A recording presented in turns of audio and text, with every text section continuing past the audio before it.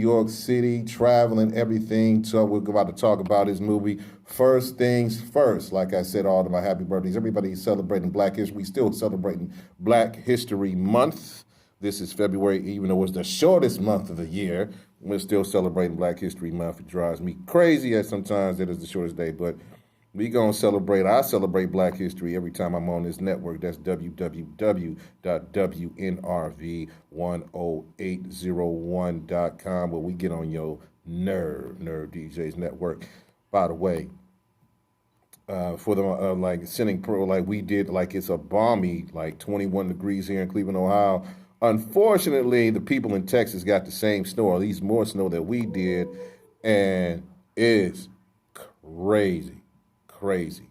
I've seen some people walking on the freeway for real. Like, I don't know how that happened.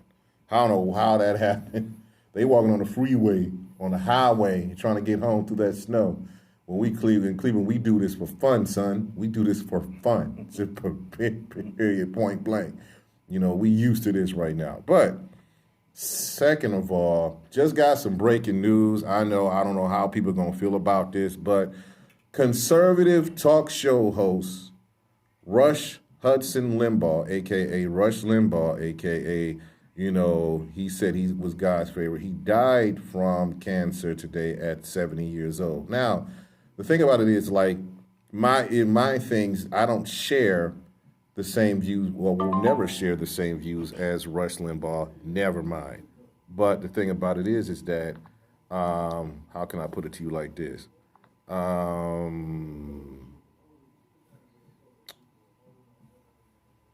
I'm not going to talk about dead man, period. I'm not going to talk about dead man. That's nothing. I'm not going to talk about a dead man. Dead man, that's not cool. So right now we got our guest here. We got our engineer somewhere here in the building.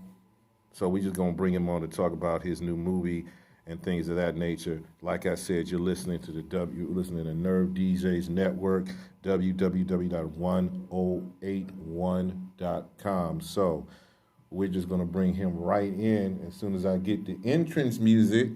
The human T-Rex is doing some stuff at this particular point in time, and we just going to do what we need to do at this particular point in time to get this going for this man, for this new red carpet movie. If you ain't heard of his stuff, you gonna hear all of his stuff at this particular point in time. But before I do that, y'all know I was gonna talk about the impeachment, about the acquittal, about Trump getting away with pretty much blood murder. So I'm just gonna say this. And this is just gonna be me saying this. This has nothing to do with Nerve DJs. This has nothing to do with anything else like that. This is me talking.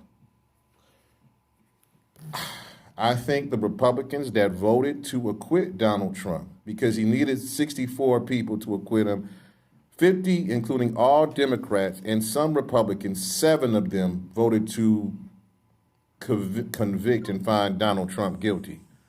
But those people who voted for his acquittal, they come from a planet that I'm just going to say, and forgive me for saying this, the people that help acquit Donald Trump of that insurrection, of it, all that is stuff like that, come from the planet PPP. You know what a PPP stands for? That's pussy, punk, and pearl tongue. That's what they come from. The thing about it is that them punks that let Donald Trump walk.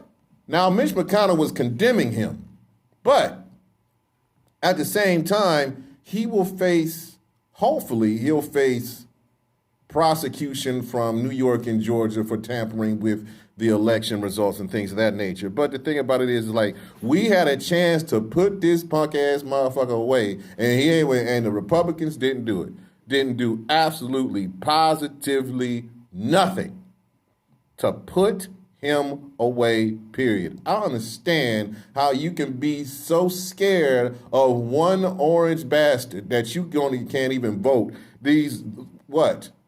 If somebody sent somebody to try to kill me, let me explain. If somebody sent somebody to try to kill me, I'm not giving this bastard a chance to do it again. I'm not going to do it. It ain't going to happen. I'm not going to do it at all. I'm not going to send somebody to kill me, period, point blank. I'm sick and tired of everybody making excuses for this punk. Listen, you, Lindsey Graham, Mitch McConnell, all you weak-ass GOP, whatever you are, you're not a Republican Party. You're the party of, you the part of your hoe. That's what you are. You are part of the whole ass party. You're a Republican in name only. Hoe ass Republicans in name only. And I say it. You're a hoe, you're a punk, and Trump took all your girlfriends and wives. Period, point blank. So let's get to let's T-Rex, since you back in the fray, can we play the interest music for my guests here? Because if I talk about Trump one more time, I'm gonna go down to Washington and piss on Mitch McConnell's office. Just saying, I'm mad right now. I'm pretty pissed off. So I'm mad because the thing about it is, like, I'm mad because they let him get away with it again. Hopefully he'll never run in president or whatever. And by the way, if Rush Limbaugh ever dies, like he did today, I'm not wishing nothing on the dead, but like Mark Twain said, I don't wish nobody dead, but some obituaries I read with great delight. That's just play the interest music, because I've been talking for too damn long. I might get myself, the Secret Service might come in here. All right, the reason why I'm playing this music, 50 cents, I get money, hard is what? Because I got one of the hardest working guests that's coming in here for a very, very long time. I'm going to say that this man has been on tour talking to everybody. Please welcome actor, activist, also artist, all the way from New York, South Bronx, Mr. Mikey Jay. What's going on, man? How you doing, bruh? I'm good. Exhausted, but I'm good. Taking it easy. Trying to keep my eyes open. That's why I threw my shades back on. Threw your shades back on. So the thing about it is that, you know, I'm looking at your work and everything and studying, like, you know, shout out to Arishana Jacobs for Go Get Entertainment setting this up. You know, the thing about it is that I was looking at your work. You've done some stuff. How long you been in the game, pretty much, as an artist? As an artist, I've been in the game since about 2002 when I got my feet wet, and I didn't break mainstream until actually 2005. Mm-hmm. So how did you break? So who helped you break in the mainstream? I guess my affiliations with different people that I was producing for, such as Bone Crusher, Nicole Ray, Q from Day 26, and just so many other people. I know Q was way after that, but definitely Bone Crusher, Nicole Ray, different up-and-coming aspiring artists back then, and just being around the right people, learning from them, and not mooching off of them. Right. You know, Fat Joe, that's my big bro. We from the same project. Wow. And that's my big bro, the whole family. So Terror Squad is my affiliation. That's my family, first and foremost.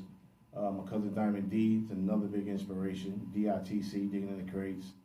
And I would just say that Bone Crusher, Nicole Ray, and working with a lot of other major artists back then. And then I really broke mainstream in 2009. Okay, so you have been nominated for a Grammy 2 times, correct? Correct. And unfortunately, who did you lose out to? You remember, or you don't know? Nah, to be honest, you know, to be afforded the nomination, it was a beautiful thing.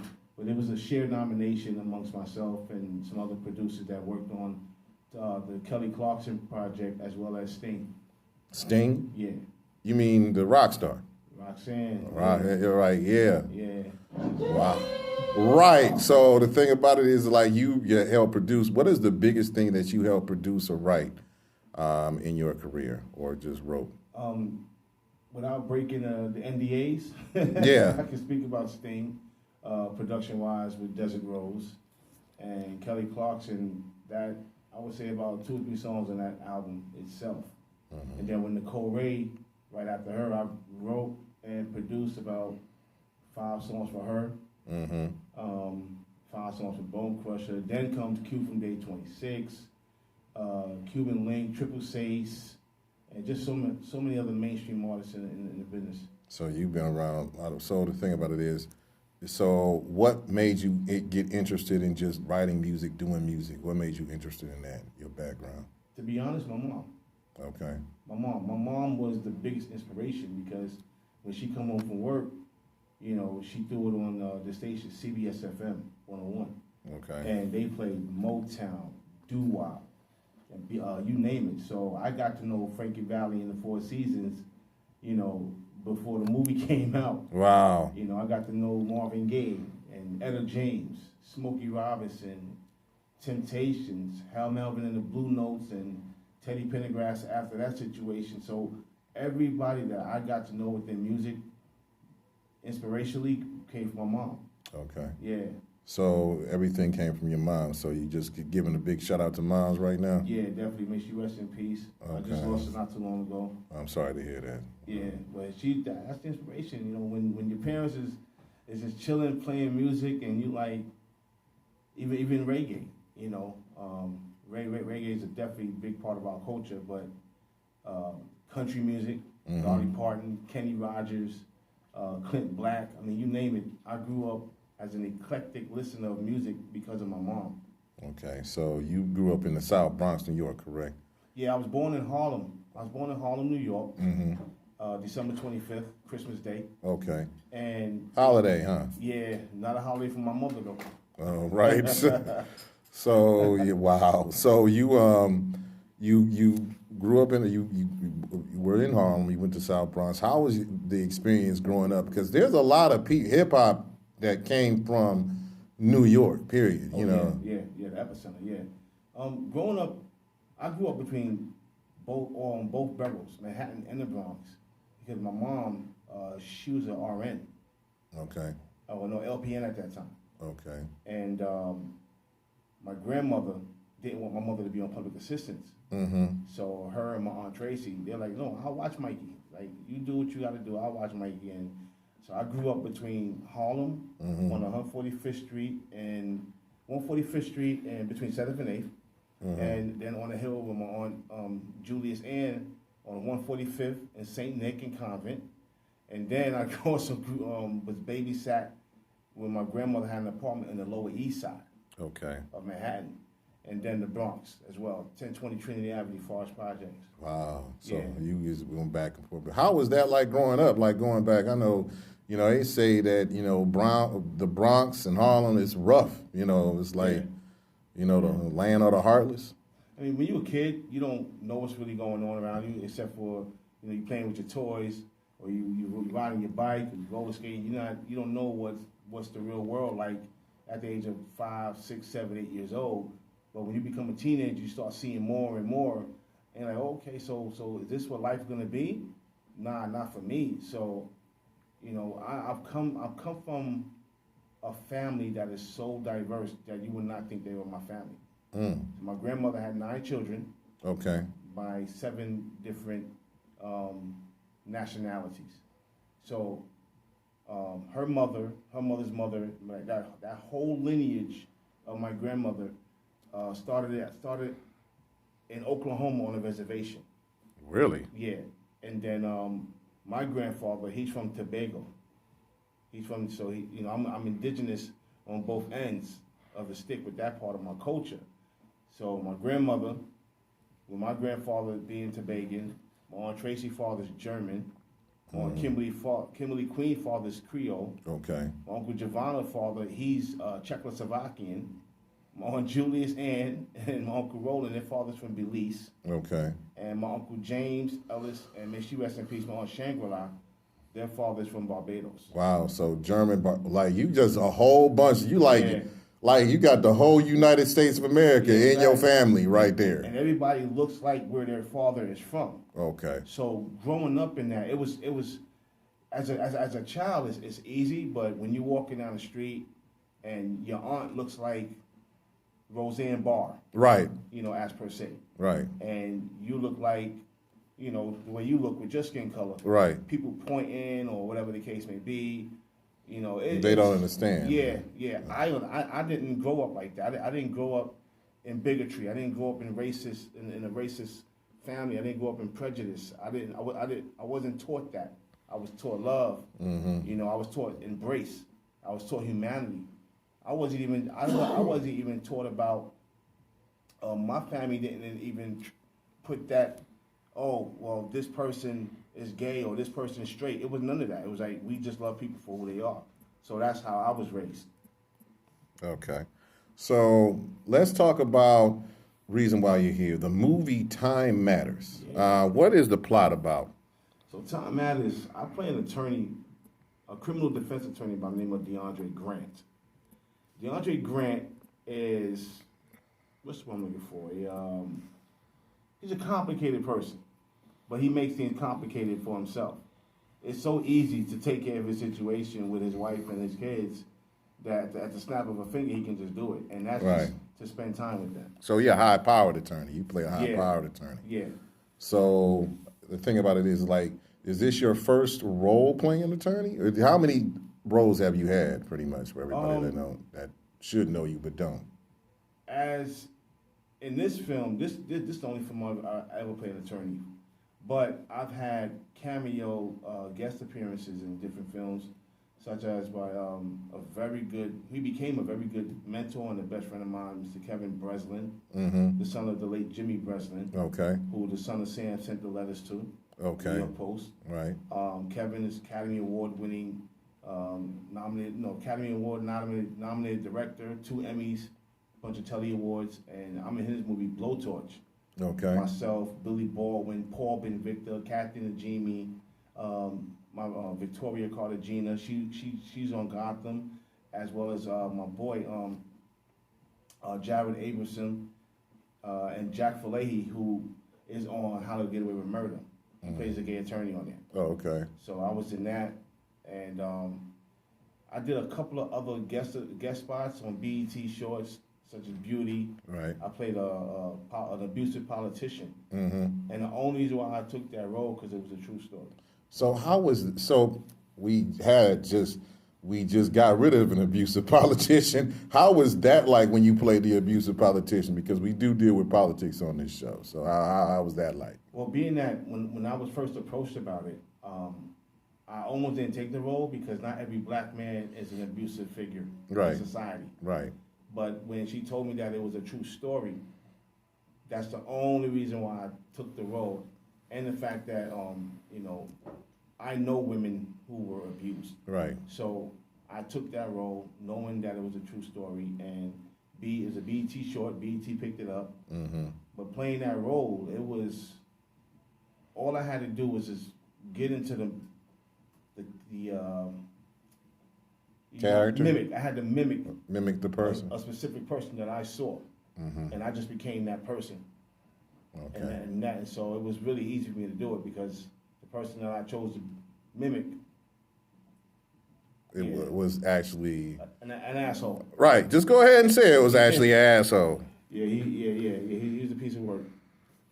Right. So the thing about it is that speaking of that particular thing, T-Rex is the number of the 216-249-6658. Is that call-in number on? Is it on? Yes. All right. So you want to call in to ask Mikey Jay some questions about that. So Time Matters. You have premieres here, so that's why you're here in Cleveland, Ohio, in our fair state. So when is the premiere of Time Matters? The premiere of Time Matters is this Saturday, the 20th. Where would that be premiered at? At Lakeshore Cinema. Lakeshore Cinemas? Correct. Okay. And what are the premiere times? I believe the premiere times are 3 o'clock and 7 o'clock. And they can definitely find all the information at eventbrite.com. Eventbrite.com. Okay. And you'll definitely get all the pertinent information that is needed to attend. And I would really appreciate the Clevelanders' attendance because we have I got one of your homegrown people in this film. Who was that? Well, her government is Chris Duden. Mm-hmm. Also, her stage name is Miss BBC. Okay, that's what's up. So she's gonna be, and what does she play in the movie? She plays Miss Ronette, and she actually opens up the film. Wow. She sets the precedent for what's gonna continue on with the film. Okay, so time matters. So you play. Is your character, the attorney, the lead role, or is it just a background role? Is it a lead role? He's one of the main roles. He's one of the principal actors, the principal roles. But there's also Bella Ray Bond, who plays my wife Delana. Okay. Raymond Broadwater, who plays Paolo Contento. Mm-hmm. And Hugo Salazar Jr., who plays Anthony Contento Jr. Mm-hmm. Huey Adams, who plays Jesse Hudson. Okay. Julius Dorsey, who plays Turf. And I gotta give it up to the young ladies, man, who played my daughters, Taya Stevens and Kaya Simone, who actually plays Madison, who got kidnapped. Oh wow! And so set the plot for us. Don't give the movie away because we gotta see this. If we going to everybody talking about Judas and the Black Messiah, everybody gonna talk about this. So what is the plot of the movie? So DeAndre is a high-powered criminal defense attorney. Uh-huh. One of his main clients is the Contento crime family. Oh, okay. So my brother Samuel, played by Darnell Stevens, another great actor, by the way, he does something to a black crime boss. And let's just say myself, my wife, my kids, my father, we have nothing to do with nothing. But they kidnapped my daughter to get to him. Okay, so pretty much you gotta rescue your daughter out this film, so you gotta beat somebody's ass, pretty much. In a nice way. In a normal society, right? Yeah, it'll be on and popping immediately. But what I wanted to do was to show that my character had enough restraint to go about everything the right way, from involving the police to adhering to the demands of the kidnappers. But what happens when you keep poking the bear? You know, when you push a man who has no limits, you're gonna get a limit. Right. That's what's up. So when you push somebody that has no limits, you're gonna get a limit. Okay. So the thing about it is like so how did you prepare for this role being an attorney? What did you do? Well, to be honest, straight up and down. Yeah. Just being honest. This is the headline. We always honest on this.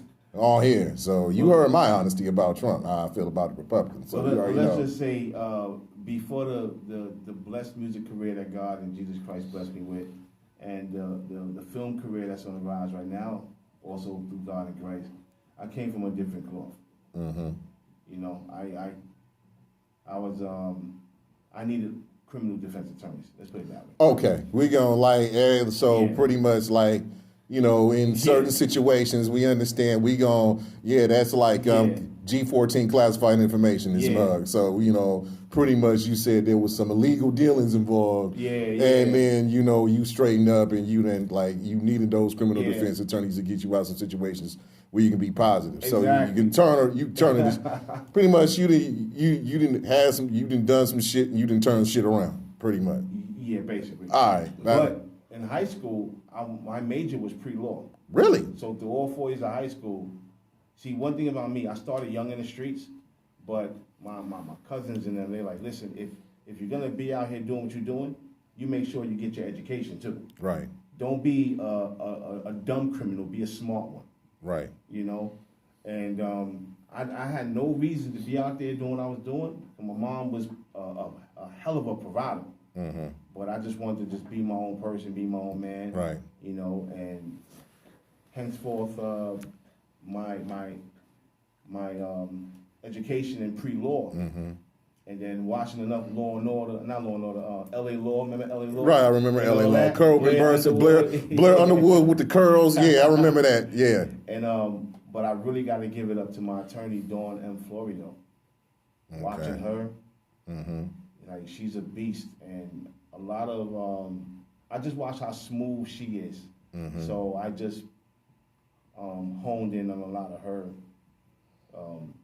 stylings and skills. So you Yeah. studied attorneys for this particular role. Correct. So this film is going to be where I come to the red carpet. This film is going to be the bomb, pretty much. You expecting Cleveland to come out, despite social distancing as a must during this pandemic, and watch you perform on film. And the thing about it is, like, there's not a lot of African Americans really playing attorneys. I'll say this in retrospect to the viewing of the film itself. If no one has seen this film yet, and you ask me, like, is it the bomb? I can only give you my opinion, which I would never do that. Right. I would just say, you know what?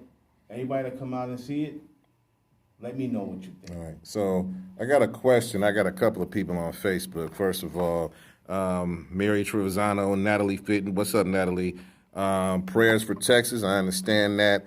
The question that was asked by Troy Harris, who's an actor himself, on my live, is that he said, congratulations, will this be on Amazon? Will the movie be on Amazon? So first, we have theatrical releases across this beautiful country of ours, no matter how ugly it looks right now. Right. But I am really, really going with the science. I'm following the science and the federal guidelines of the pandemic. So right now, we are doing as many theaters as that are open to us. Right. So whether it's 30 seats, 50 seats out of 300, that's what I'm doing now. Because 30 people are just as important to me as 300. Right. So to answer his question, we're doing the theaters first. Okay.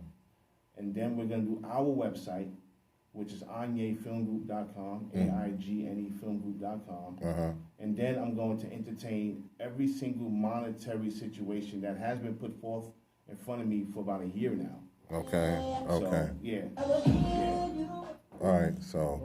So the thing about it is that, that was one of your snippets of your songs that was playing. So making sure that everything was on point. Thank you, Human T-Rex. So the thing about it is, like, just following every avenue. But the thing about it is, we got to go to break right now. I'm going to talk about, we're going to play some of your music when we come back. But right now, I got to play my girl, I Am Piranha. You see it.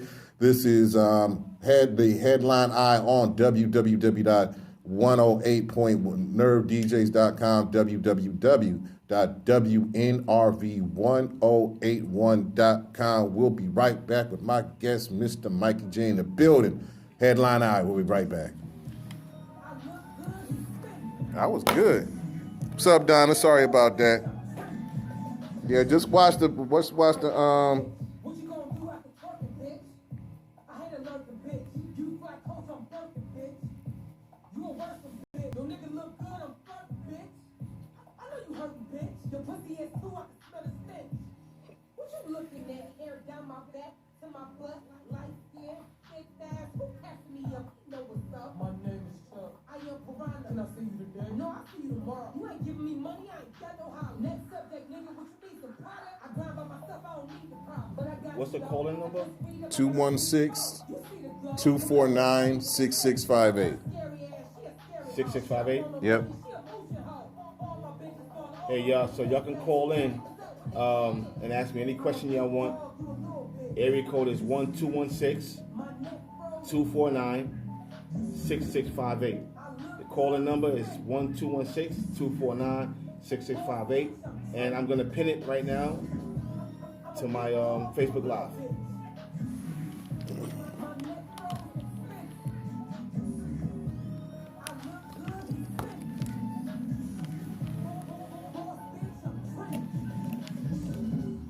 Remember me? They talked about me so bad. Now look at me, money set, a broke bitch, I ain't going back. My grind changed, fuck friends, my mind changed. In the rain, She hard, yo. I Am Piranha? Yeah. She hard, yo.